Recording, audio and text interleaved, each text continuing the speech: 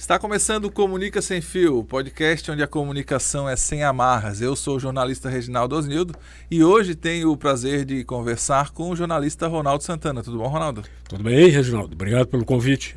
Ronaldo Santana, para quem não conhece, é um profissional do rádio com muita experiência, um pessoal renomado aí em todo o sul de Santa Catarina, já foi professor de praticamente uns 30%, 40% dos jornalistas do sul? Nunca pensei nisso, mas seguramente. Seguramente nessa faixa. Teve uma época que todos que estavam na mídia eram egressos daqui, todos, sem exceção. Todos. Muito bom. Gravamos hoje no estúdio da Unisul, a AGECOM, aqui na Unisul em Tubarão. Somos professores aqui da instituição e esse é um podcast que eu estou gravando para mim, pessoal, porém já como um laboratório para a gente poder estar ensinando para os alunos no futuro também.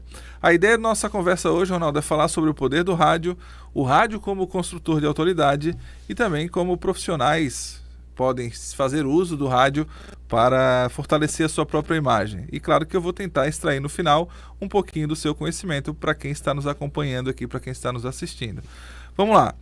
Ronaldo, primeira pergunta. O rádio atravessou gerações e continua relevante. O que o rádio tem que outras mídias não conseguem reproduzir totalmente? Na realidade, o rádio passou por uma época muito difícil, né? O final da década de 60, começo da década de 70, a previsão era que o rádio tivesse morrido. Ele se reinventou, principalmente a partir da invenção do FM, e depois se deu conta que poderia fazer jornalismo por FM e não somente música. E hoje o rádio faz parte com a digitalização faz parte da vida de todo mundo, né? Hoje qualquer um que quiser tem a sua rádio.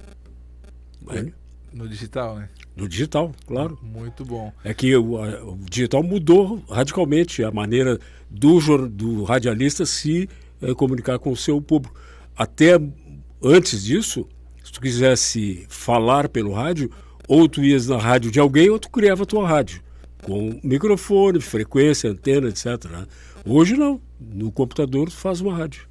Esse formato aqui que a gente utiliza hoje, por exemplo, de entrevista, é um formato que nasceu no rádio. Sim, no rádio, claro.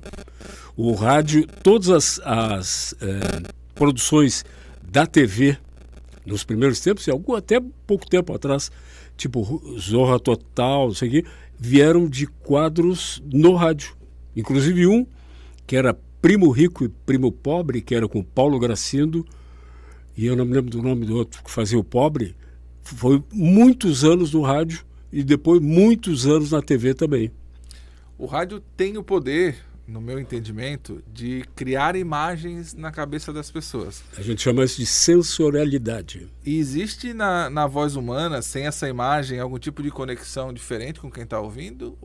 Talvez proximidade com a voz, memória afetiva com a voz do locutor? Pode ser, né? Pode ser. Tem uma história engraçada que durante muitos anos houve radionovelas. E aí os caras tinham uma voz bonita, eram os galãs, né? E aí tem um radialista e jornalista em Porto Alegre que dizia o seguinte: quando as pessoas me conhecem, assim, tu é o Lauro Quadros, porque ele é pequenininho com um narigão feio que eu... E a voz maravilhosa, né? Maravilhosa. Então, eu acho que cria um vínculo, às vezes até afetivo mesmo, né? Mas o fato me parece assim, ó, o rádio é companhia. Tu não precisa estar na frente do rádio, tu está circulando, limpando, trabalhando, e o rádio está fazendo companhia, como se fosse uma companhia humana. Eu acho que isso, inconscientemente, as pessoas sentem, né? Você hoje atua numa rádio, tem dois programas diários em duas rádios diferentes. É reconhecido na rua por ser o Ronaldo Santana, da rádio? Eventualmente. Algumas pessoas me reconhecem pela voz. Eu fui a um médico a semana passada, e aí ele, estou conhecendo a tua voz. Não, o programa que vai, o Dr. Nelson? Eu digo, sim. E às vezes estou no supermercado, alguma coisa, conheço tua voz. Porque a maioria ouve, não vê. Porque nós transmitimos pelo YouTube, mas a maioria não vê, a maioria ouve, né? Então fica só a impressão sonora. Mas, eventualmente, acontece. Eu trabalhei muito tempo em televisão em Porto Alegre, né? E aqui, em Tubarão, uma vez no supermercado, não me lembro qual supermercado, o cara disse, tu fazia... Eu digo, não é possível, faz 15 anos que eu estou aqui. Não, mas eu me lembro. Eu fazia telejornal lá, né? Eu fiquei pensando, que memória, né? O programa, de alguma forma, emprestou essa credibilidade, essa visibilidade para o Dr. Nelson. Podemos dizer que é assim que acontece? Eu acho que acrescentou, né? Porque ele já é um médico bem conhecido, mas o fato dele participar do programa ajuda na construção de uma imagem, que não é somente a imagem do médico, até porque ele traz temas muito mais profundos, filosóficos, de vez em quando. Então, acho que ajudou a consolidar a imagem dele como médico e como uma pessoa da comunidade com um conhecimento, digamos, acima da média. Né? Diferenciado. Então, de certa forma, a participação de profissionais como médicos, advogados, nutricionistas, no rádio, principalmente o rádio local, permite essa visibilidade. Claro, vai depender do profissional ter a capacidade técnica para aparecer com coerência, mas facilita nesse processo. Com certeza. E depende muito também da naturalidade da pessoa também se relacionar com o meio, né? Porque muita gente, sabe, vê um microfone e trava. E eu sempre digo para os alunos, rádio é a coisa mais barbada de fazer, só tem microfone. É só conversar. Só conversar. Quando é um telejornal, um radiojornal como eu faço lá, eu tenho todo o texto aqui que eu vou lendo. Aí tem uma entrevista, e eu me inteiro em relação ao tema do entrevistado, e é uma tranquilidade, né? Não tem preparativo como tinha a TV, né?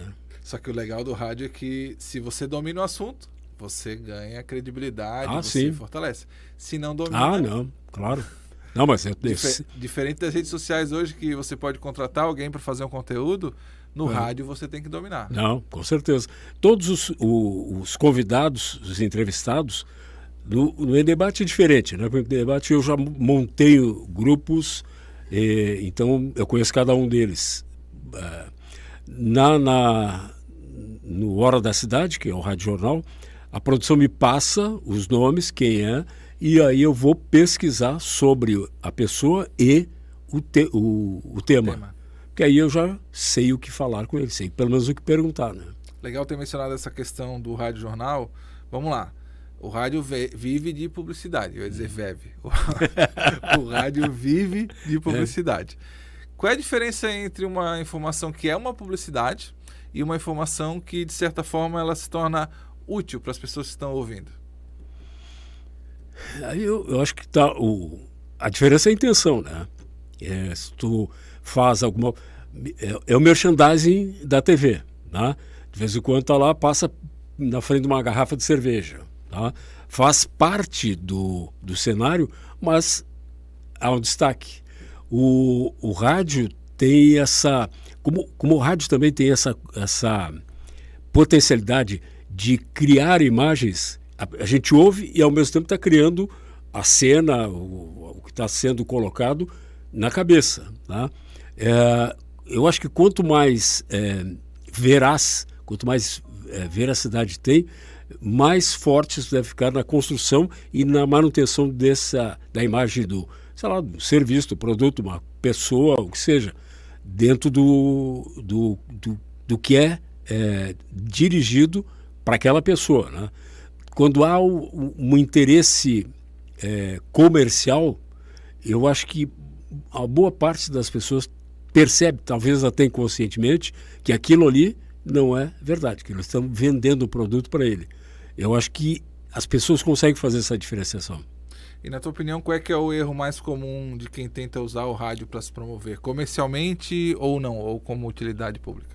O rádio, na realidade, ele se presta para muita coisa, né? O comercial, e a gente não pode esquecer que o rádio é uma empresa, ele tem que se manter, tem que ter lucro para pagar as pessoas que estão trabalhando lá e fazer a empresa crescer. Eu acho que o rádio tem uma grande vantagem sobre a internet, porque as pessoas já sabem que a internet, o cara pode estar mentindo claramente. Ele não tem ninguém contestando a opinião dele. No rádio, normalmente, quando alguém vai ser entrevistado, há um contraponto. Né? Tem um entrevistador que questiona, e se o cara é bom, ele cutuca quando ele acha que não é verdade. Para extrair do convidado. Isso. Então, eu acho que o rádio tem essa veracidade. Deve ter também, né? Porque muitas vezes, nas campanhas eleitorais, a gente vê o que vê, né? Aqui a gente está fazendo um formato mais técnico, em perguntas e respostas. E essa é praticamente uma das linguagens do rádio quando se trata nesse formato mais informativo, jornalístico. Porém, o podcast hoje, que é uma atualização do rádio, ele é mais conversado. Sim. O que é melhor? Esse formato mais técnico, informativo, ou esse mais conversado? Eu não sei, não digo nem o que é melhor. O que, na tua opinião, funciona melhor? Eu acho que é o rádio-jornal. Porque as pessoas que vão ouvir, elas estão querendo ser informadas. E nem sempre o podcast, o tema é de interesse daquela pessoa. E normalmente notícia, e quando a gente traz, eu trago lá no Hora da Cidade, notícia internacional um pouco, estadual e local. As pessoas querem saber o que está acontecendo no seu município, na sua rua, no seu bairro. Então, acho que pega mais, e quem ouve um rádio-jornal está interessado naquilo, o que pode ser que não aconteça com podcast. Legal.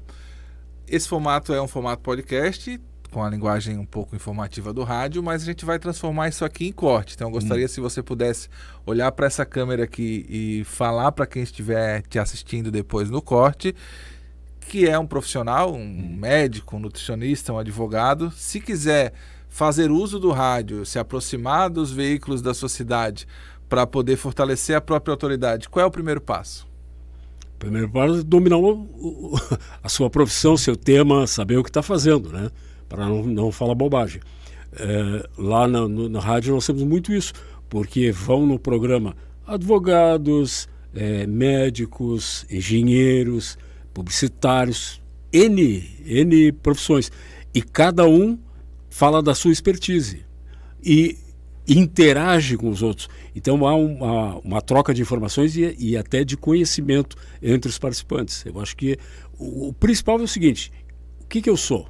Sou jornalista, então eu tenho que saber o que é jornalismo, eu tenho que saber como é que funciona o jornalismo, qual é o processo de produção de notícia, qual é o valor notícia.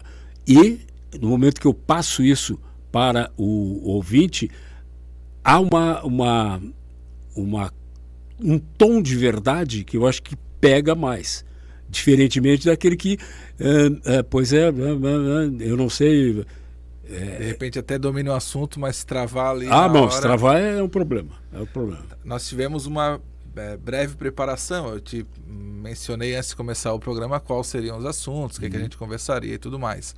Há essa preparação também no rádio ou não? Vocês se preparam? O convidado já vem sabendo o que ele vai responder, ou o que vai ser perguntado? No Rádio Jornal, sim. Tá?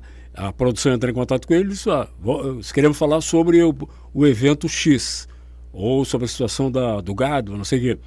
No Em Debate é diferente. Em Debate, por conceito, são 3 pessoas, já teve 6. Quando trabalhava na Som Maior, a mesa era mais ou menos do tamanho dessa, era quase um pouquinho menor. E aí cabia muita gente. Mas aí eu cheguei à conclusão de que 6 pessoas, daqui a pouco um fica sem falar. Fica sem falar. E acabei diminuindo e cheguei à formulação ideal, que eu acho, de 3 pessoas. E cada uma traz um tema. E aí é importante que os participantes sejam pessoas bem informadas. Porque se alguém traz um tema e as outras pessoas não sabem nada sobre aquilo, que é muito difícil, porque hoje nós temos informação por tudo, né? Mas eles se obrigam a trazer um tema e, obviamente, aí falar sobre aquele tema e interagir com os temas dos outros. Eu acho o formato eu acho muito interessante. Nesse caso, é preciso algum tipo de preparação? Vamos lá, eu não sou economista, mas o jornalista, por excelência, é um generalista. Sim. Ele acaba aprendendo... Especialista em generalidades. Isso. Mas um nutricionista, por exemplo, que é convidado para o teu programa, um dentista, pode falar ou, entre aspas, você aconselha que ele fale de outros temas que não aquele que ele domina? Eventualmente, né? Porque como jornalista, tu sabe disso, né? Nós estamos procurando sempre estar a par do que está acontecendo. E, por exemplo, pegando sei lá, vou fazer loquear um cientista nuclear, certo? Que a gente vai entrevistar. Obviamente eu tenho que ter uma preparação prévia, mas eu tenho informações mínimas, por exemplo, sobre a diferença de fusão e fissão. Eu sei o que é fusão e o que é fissão, que é da área nuclear. A questão da radiação, a questão da manutenção dos reatores sob controle, tem uma série de coisas que a gente, por conhecer, tu faz as perguntas, não precisa fazer uma pergunta profunda. Por exemplo, né, o que o senhor achou de Chernobyl? O acidente nuclear. Muito provavelmente estudou isso a fundo para entender as implicações de um acidente como esse. Né? Então, como jornalista, tu falaste, nós somos generalistas. Eu estou sempre lendo sobre tudo. Tá? Pegando uma coisa que eu sinto falta, é o jornal. O jornal, papel. Sim, eu sou da cultura do livro. Né? Mas hoje a internet nos dá, se a gente quiser, notícias do mundo todo. Então, claro que tem o risco do scroll, né? A pessoa deslizar e não ver. Responsabilidade. Hoje no digital fala-se muito, inclusive com outros países já proibindo profissionais que não são da área de falar sobre determinados temas, né? Qual é a responsabilidade que o rádio tem de trazer convidados para os seus programas, e aí não é especificamente o seu programa, mas de uma maneira geral, como veículo de comunicação e como você, como profissional da comunicação, enxerga essa bagunça que é o digital hoje, qualquer um fala o que quer sobre qualquer assunto e as pessoas acreditam que aquilo é verdade. Mas o rádio é diferente, né? O digital se propõe a isso. Tu podes criar um canal, tu pode criar um site, o que seja, anonimamente. O rádio, se tu leva alguém e essa pessoa faz uma declaração, por exemplo, racista, ela vai responder e a rádio vai ser copartícipe. Vai ser processada. Talvez até perder a concessão. Exatamente. Já aconteceu comigo isso. Uma pessoa se manifestou contra as vacinas. E aí eu disse, não, para um pouquinho, contra a vacina. Não, mas aí a vacina para até 6 anos aqui. Não vamos falar. Mas aí já tinha falado. A rádio foi suspensa por uma semana, eu acho que foi. Não me lembro. Ou pagou uma multa. Porque somos corresponsáveis, porque a gente convidou a pessoa. Entende? Então nós somos corresponsáveis pelo conteúdo que ela traz. Que loucura. Mas é bom, né? É bom. É bom porque daí, querendo ou não, claro, prova que o rádio você pode confiar. Claro, exatamente. Tem alguém olhando ali, opa, falaram bobagem, vamos dar uma seguradinha. E o apresentador, porque quando ela falou, eu imediatamente cortei. Porquinho, não vai falar sobre isso, porque isso é absolutamente fake news. Não, mas aí não adiantou, já tinha falado, né? Tinha falado. Professor, obrigado. Se propomos a 20 minutos, está próximo disso, né? Eu queria agradecer por ter aberto esse primeiro episódio do Comunica Sem Fio. Que legal, hein? Vou ficar na história, então. Vai ficar na história. Vou deixar isso registrado. Vou apresentar para a nossa turma de comunicação audiovisual, que nós ministramos juntos. Para que eles assistam e tentam entender o que a gente conversou aqui, tá? Que legal. Se você gostou desse episódio, compartilhe com quem vai gostar também. É o seu compromisso com a informação. Porque aqui a comunicação é sem amarras. Então vamos ajudar os outros a aprender a comunicar sem fio também. Boa. Forte abraço, fiquem com Deus.